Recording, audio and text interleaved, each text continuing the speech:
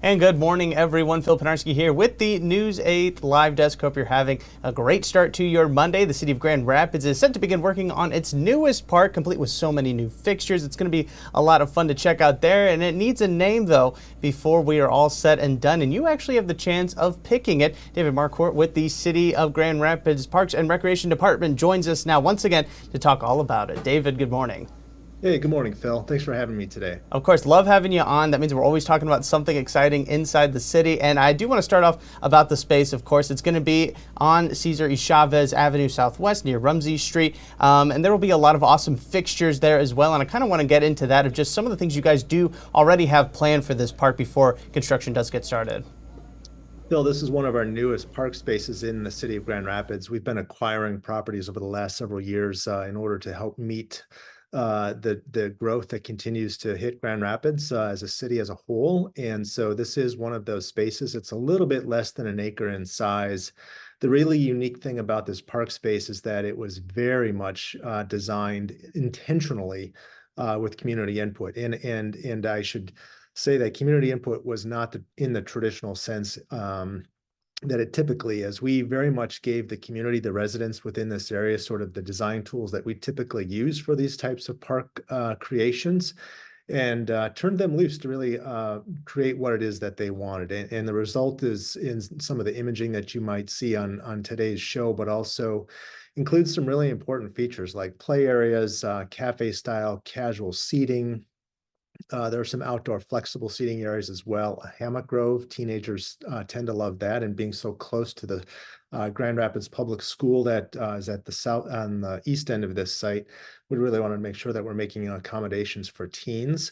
There will be an outdoor rentable shelter space, interpretive kiosk, and then the really cool thing is that residents worked very hard to incorporate some of the features from the former site, particularly the St. Joseph the Worker Parish.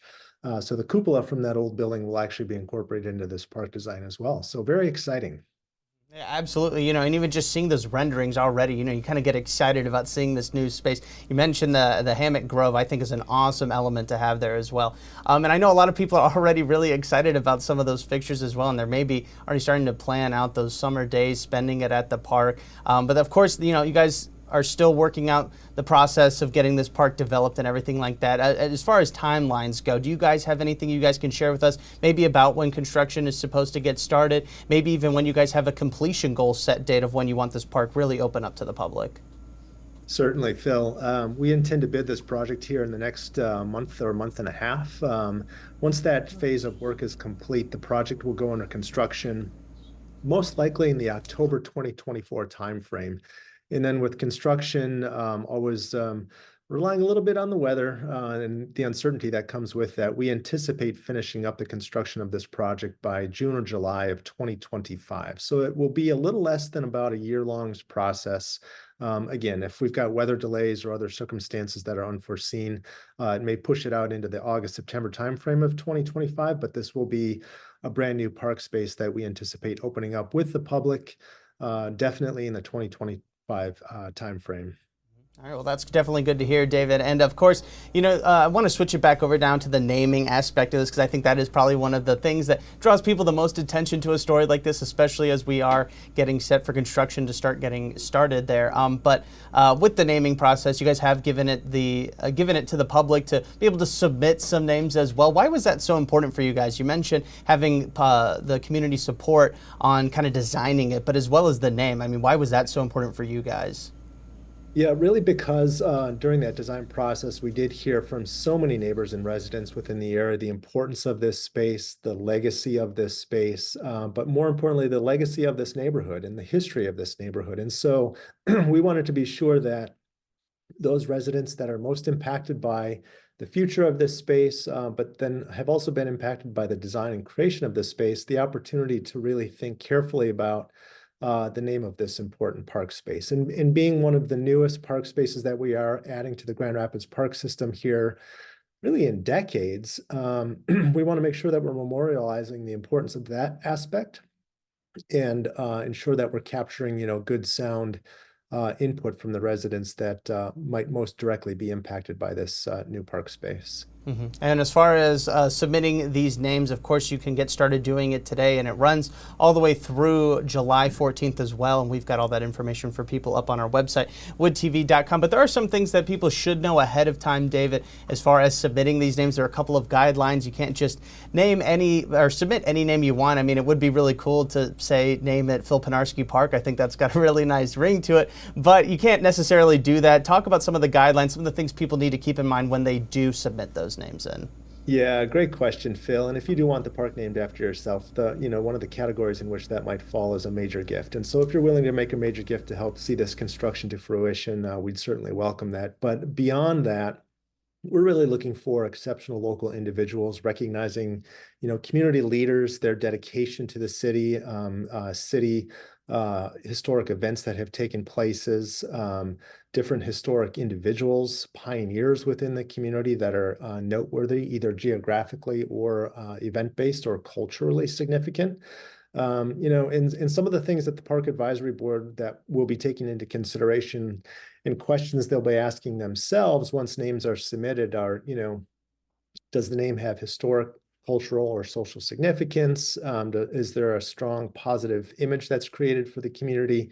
Are there significant ties to friendship and mutual recognition and support within the community?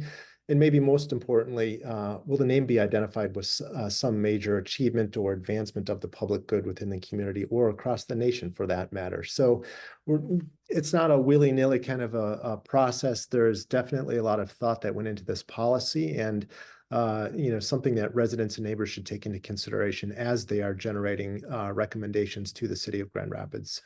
Right. And I think it's super awesome that you guys have opened it up to the public. I mean, just even being able to submit a name and possibly having the chance of that being the name of a park for any period of time has got to be super exciting. And I know there's a lot of people that want to go ahead and jump on this. As I mentioned, names can be submitted from now until July 14th. What is really the best way for people to do that, David? I mean, of course, you can do it online. But there are also a couple of ways to do it in person as well. Yeah, online is absolutely an easy option, and folks can find that through the City of Grand Rapids webpage. They'll find links right there directly on those key pages. But the Department of Parks and Recreation will also be participating in some of the local community farmers markets coming up in the month of June and July. Those dates should be posted on our social media pages and web pages as well. You can submit names if you're participating at those farmer market events, or if you're just coming to check out some of the action.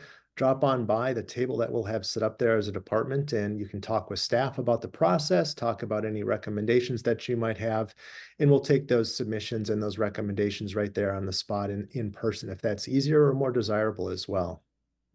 All right. Well, David, thank you so much for stopping by. I do want to remind everybody watching that if you would like to know a little bit more information on this upcoming park, or if you want to go ahead and submit a name yourself, well, you can do so right now simply by checking out our story over on woodtv.com. And for our Facebook audience, we've made it even easier for you. We've got the link for that directly down below in the description box or the comments section. David, one last time, thank you so much for stopping by today. We really do appreciate it. Appreciate you, Phil. Thank you. Of course. And I want to thank everybody else for tuning into this latest edition of the News 8 Live Desk. I'm Phil Pynarski, and we hope you have a great rest of your day.